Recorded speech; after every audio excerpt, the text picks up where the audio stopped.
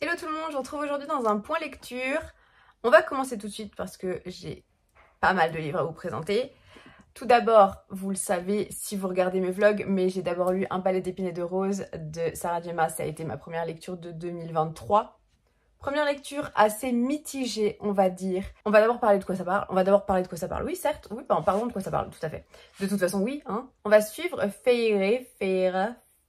Je ne sais pas, il y a un apparemment dans la VO, il y a un lexique à la fin qui t'explique comment prononcer les noms. J'ai pas encore cherché sur internet, il faudrait que je cherche sur internet en vrai. Mais bon, pour l'instant on va dire Feyre, n'est-ce pas? Qui vit dans le monde des humains en fait avec son père et ses sœurs et elle chasse pour subvenir à leurs besoins, voilà, pour manger, tout ça. Sauf qu'un jour elle va commettre quelque chose, voilà, l'irréparable comme ils disent. Et elle va être emmenée de force dans le royaume des immortels, donc avec les fées et puis d'autres créatures immortelles, enfin bref. Et elle va se retrouver enfermée dans un palais avec un monsieur. Voilà, c'est La Belle et la Bête, hein. En gros, c'est une réécriture de La Belle et la Bête, ce premier tome. Premier tome qui, du coup, comme je vous l'ai dit, m'a laissé assez mitigée dans la première partie. En fait, alors, faut savoir que ça se lit très bien, ça se lit très facilement.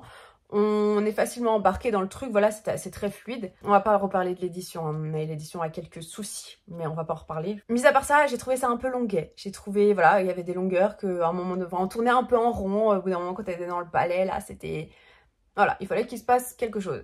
Et ce quelque chose s'est passé dans la troisième partie du roman. Dernière partie, je ne sais plus. J'ai pas dû mettre de post-it, en vrai, j'ai mis que 4 post-it parce que, ben... ça ne m'a pas transcendé, on va dire. Ah bah voilà, en fait, je pense que à partir de 300, 340, 350 pages, là j'étais là en mode, ça y est. Finally, il se passe quelque chose, on est dedans, c'est voilà. Vous voyez?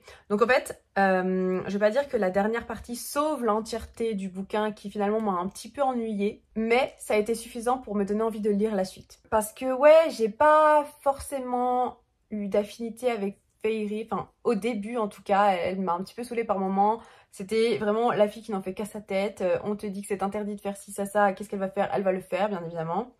Tamlin, ni chaud ni froid, Tamlin. Ah, je l'ai pas détesté, mais ouais, c'est un mais, hein.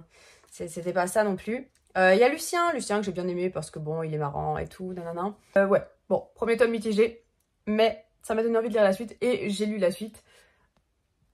Du coup, je vous en parle. La suite, je l'ai lu en e-book, donc je n'ai pas le livre physique. Ce deuxième tome, qui est Un palais de colère et de brume, n'a rien à voir avec le tome 1. C'est-à-dire que on sait qu'on est dans le même univers, il n'y a pas de problème, on retrouve nos personnages, il n'y a pas de problème. Mais alors, c'est-à-dire que Sarah J. Maas, elle a level up avec ce tome-là. Ce tome-là, je sais pas, il est trop bien. Enfin voilà, j'ai pas eu le coup de cœur non plus, c'était pas un coup de cœur, mais c'était trop bien. De A à Z, j'ai beaucoup aimé j'ai beaucoup aimé comment Feyre évolue en fait. J'ai beaucoup aimé la logique de ses réactions par rapport à ce qui se passe dans le tome 1 justement. Je veux pas trop en parler parce que je veux pas vous spoiler, étant donné que c'est un tome 2. Mais voilà, j'ai bien aimé l'évolution de son personnage, j'ai bien aimé l'évolution de sa relation qui, pareil, est hyper, comment dire, bien amenée. Je trouve ça très bien amené. Ouais, c'était équilibré comme tome, je sais pas comment dire, mais j'ai beaucoup aimé. Il y a de l'action, en veux-tu, en voilà. Et en fait, ce qu'il y a, c'est que à des moments où ça peut commencer à devenir un peu plan-plan, et oui, je m'amuse avec un truc, c'est... Et tu peux te dire, mince, si ça continue comme ça, je vais m'ennuyer. Et ben, paf, il se passe un truc qui fait que, oh my god, rebondissement en fait. Les moments de calme restent calmes. Et puis paf, non, c'est plus calme. Enfin voilà. Et c'était très bien rythmé. Voilà, c'était très bien rythmé. J'ai beaucoup aimé ce tome 2. Ouais, non, franchement, c'était trop cool. Et du coup, je rejoins l'avis pratiquement général hein, du fait que le tome 2 est largement supérieur au tome 1, enfin pour moi en tout cas. Ensuite, j'ai lu en audiobook, j'ai lu Pestilence, le tome 1 des 4 cavaliers de l'Apocalypse de Laura Thalassa. Alors, ce premier tome, que dire? Les 4 cavaliers de l'Apocalypse sont descendus sur Terre. d'accord, ils sont descendus sur Terre, sauf que, ben, ils ont rien fait d'abord. Enfin, si, il s'est passé tout un tas de trucs, mais je veux dire, eux n'ont pas parcouru la Terre, d'accord, ils se sont mis en mode sommeil. Le premier cavalier à se réveiller, c'est Pestilence, donc le cavalier, vous savez, qui amène la peste, la maladie, tout, voilà. Et du coup, ben, la population, les gens, ben, évacuent, parce qu'en fait, ben, il parcourt le monde, et là, actuellement, il est au Canada, et donc il parcourt le Canada. Et Sarah a été mandatée, enfin, du moins, elle a été tirée au sort, enfin... Ils ont fait un petit tirage au sort avec ses coéquipiers, là, ses collègues. Et du coup, il va devoir aller tuer Pestilence. Sauf que Pestilence, c'est un des 4 cavaliers de l'Apocalypse. Il faut pas être bête.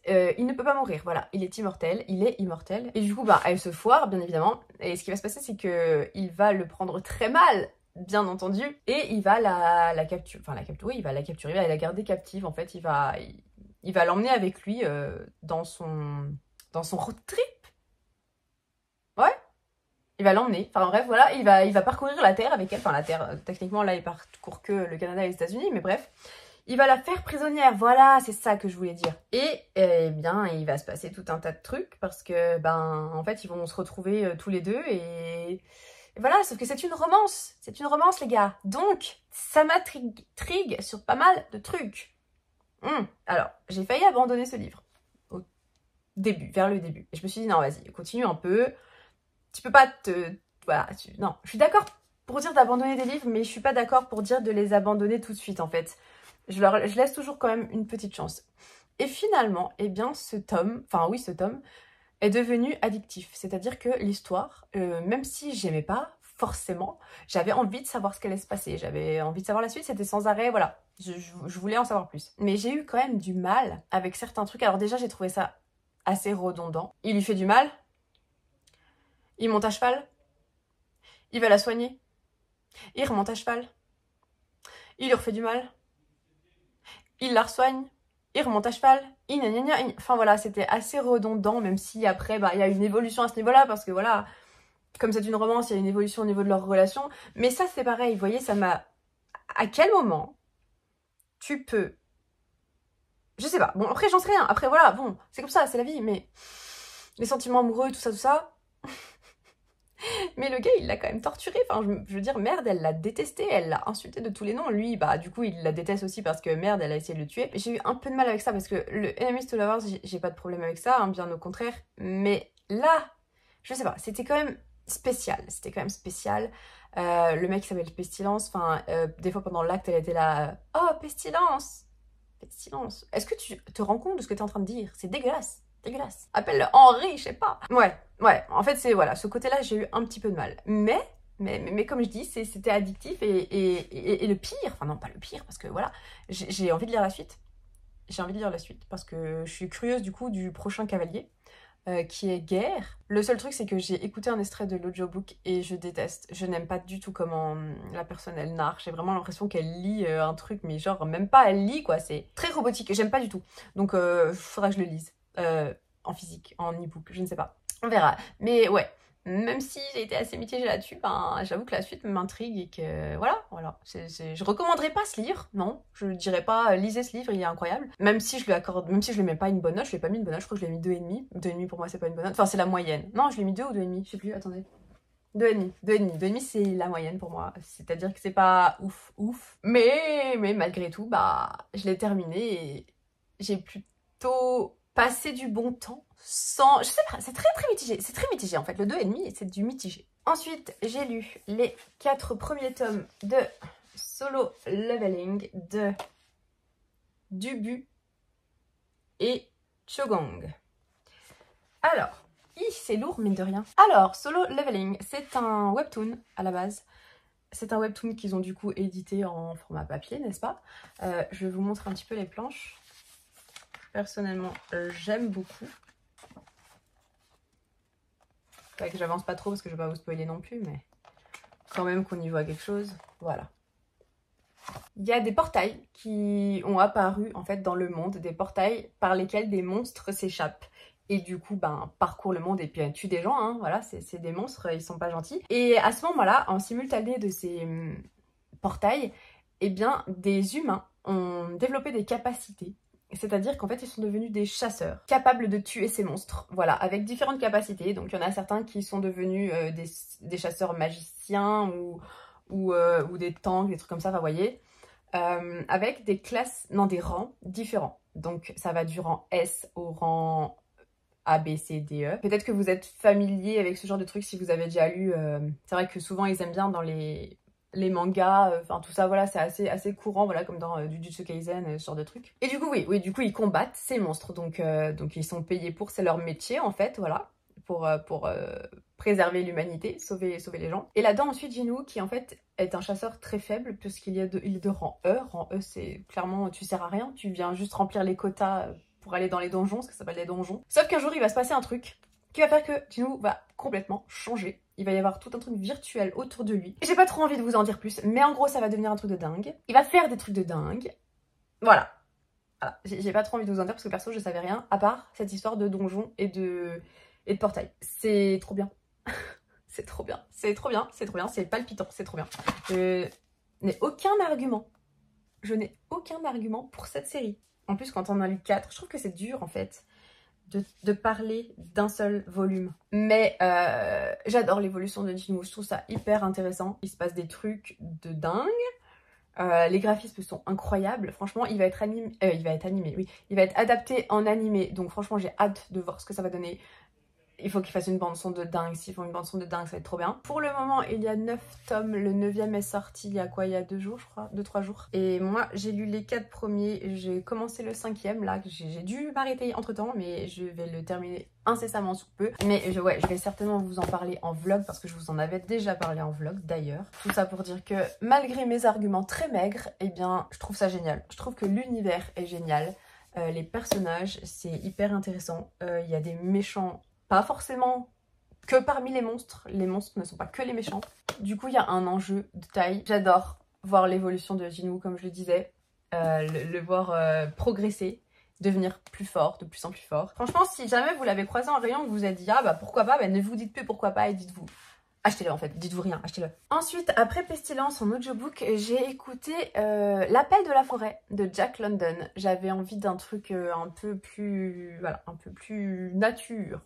Comme je vous disais. Dans l'appel de la forêt, on suit un chien qui s'appelle Buck, qui va être enlevé de sa famille, de la famille dans laquelle il vit, parce que les gens ont besoin de chiens de traîneau pour aller dans le Grand Nord canadien, parce qu'ils sont à la recherche d'or. Du coup, eh bien, ils ont besoin de ces chiens pour aller en chercher, pour partir à la recherche de ces richesses. Et donc, ben oui, Buck va être enlevé et il va être revendu. Et à partir de là, il va du coup être formé à l'attelage. Il va passer de propriétaire en propriétaire, voilà, il ne va pas tout le temps rester avec le même. Il va devoir cohabiter avec les autres chiens. Bref, son quotidien va être totalement bouleversé, lui qui avait l'habitude d'être auprès de la cheminée avec son maître. Voilà, ça va le changer complètement. Et au fil du récit, on va voir son évolution en fait. J'ai trouvé ça très intéressant. J'ai plutôt bien aimé cette histoire. Je vais pas dire que j'ai adoré ni rien, mais ça m'a plu de suivre l'évolution de Buck, justement, de voir comment les animaux reviennent à leurs instincts primitifs, finalement, leurs instincts sauvages, au fur et à mesure qu'ils sont à proximité, en fait, de la vie sauvage, finalement, parce que dans ce Grand Nord, eh ben, il y a les loups, tout ça. Et ouais, j'ai trouvé ça chouette. C'était un peu dur par moments, parce que, eh ben, Buck n'est pas tombé sur des maîtres toujours très aimants avec lui. Ça a été par moments dur, ou quand il est tombé sur des gens aimants, et bien après il a fallu qu'il s'en sépare. Enfin, il s'est retrouvé séparé d'eux. Enfin voilà, ça a été... c'était pas facile. Enfin voilà, il y a eu des moments quand même assez émouvants. C'était sympa, j'avais envie de le lire depuis un petit moment. C'est chose faite. Je vais pas dire que j'en garderai pas un souvenir impérissable, parce que concrètement, je pense que que je vais me souvenir de cette histoire pendant un petit moment, parce que mine de rien, je me suis énormément projetée là-bas en fait. J'étais très clairement dans le Nord canadien en fait. C'était tellement bien décrit, les paysages étaient tellement bien décrits. C'était très contemplatif comme roman. C'est-à-dire qu'il ne se passe pas grand-chose non plus. On voit surtout l'évolution de ce chien tout au long de l'histoire. Et voilà. Donc rien de palpitant. Mais pour autant, c'était sympa et je suis contente de l'avoir lu. Ensuite, comme c'était une courte lecture, j'ai enchaîné sur Frankenstein de Mary Shelley. Frankenstein, je pense que tout le monde connaît. Frankenstein, tout le monde connaît cette histoire. C'est l'histoire de Victor Frankenstein qui, eh bien, un jour se réveille avec l'idée, enfin pas vraiment, mais de fabriquer une créature voilà, de lui donner vie. Et c'est ce qu'il va faire, et il va réussir. Tout à fait. Sauf qu'il va prendre peur. Voilà, en fait, il va avoir peur de ce qu'il a créé. Donc il va s'enfuir. Et il va laisser la créature se débrouiller toute seule. Donc en fait, forcément, la créature va avoir les boules d'avoir été laissée parce qu'il va devoir se démerder. Il va se rendre compte que les gens le repoussent. Les gens s'enfuient devant lui parce qu'il a une apparence complètement repoussante, il fait peur, les gens pensent que c'est un méchant. Et le problème, c'est que, eh bien, à force de ça, à force d'être repoussé par les gens, eh bien, la créature va vraiment devenir ce que les gens redoutent quand elles la voient pour la première fois. Il va devenir méchant. Enfin, il va faire des choses méchantes, des choses pas bien, des choses qui sont pas bien, hein, des mauvaises choses. Parce que il a la haine contre Victor, voilà. Donc, il va se passer tout un tas de trucs par rapport à ça, et Victor va être pourchassé, enfin voilà, c'est tout ça. Mais voilà, l'aspect trop contemplatif du bouquin a fait que par moments, ouais, j'étais un peu saoulée, je l'avoue. Même s'il se passe des trucs, et ben en fait c'est sous forme de lettres, et de récits, et de trucs, ce qui fait qu'il y a très peu de dialogue, c'est un peu long, et donc c'était pas une lecture que j'ai adorée. Mais pour ma culture personnelle, eh ben, je suis contente de l'avoir lu, d'avoir enfin lu cette histoire. En fait, j'aurais aimé plus aimer. Vous voyez, j'aurais aimé plus aimer ce roman. Néanmoins, j'ai beaucoup aimé la morale de cette histoire finalement, qui n'est pas explicite. Il n'est pas bon de se prendre pour Dieu. Voilà. C'est un peu ça, je trouve, la morale de cette histoire. Et ouais, je suis contente de l'avoir lu. Voilà, c'en est tout pour cette vidéo. N'hésitez pas à liker si ça vous a plu, commenter si vous avez lu un de ces livres ou si vous avez quoi que ce soit à me dire à ce propos. Et puis je vous retrouve bientôt dans une prochaine vidéo. Bye!